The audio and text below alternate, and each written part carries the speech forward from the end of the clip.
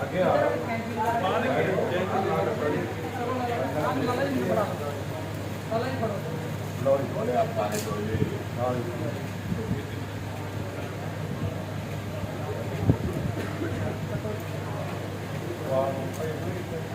अगे भाइयों के रिज़्क़ के अंदर खैर बरकत और वसअत पैदा फरमा। या इलाही इनके कारोबार के अंदर दिन दुगनी रात दुगनी तरक्की अता फरमा। तमाम जितने भी कारोबार से मुताल्लिक़ अहबाब हैं जिन्होंने कोशिश की है उनका कोशिश करना, अपनी मोहब्बत का इजहार करना अपनी बारगाह में कबूल फरमा। यहाँ पर जितने भी हमारे भाई दोस्त आए, हर कोई किसी न किसी कारोबार से मुंसलिक है। मेरे मालिक हर एक के रिज़्क़ के अंदर खैर बरकत और वसअत पैदा फरमा।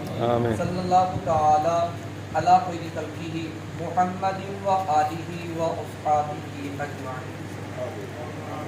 इधरले पासे है नाल नाल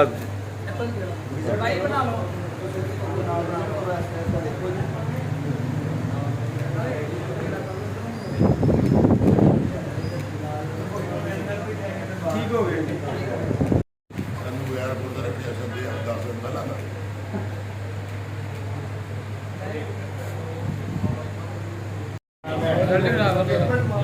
सेंटर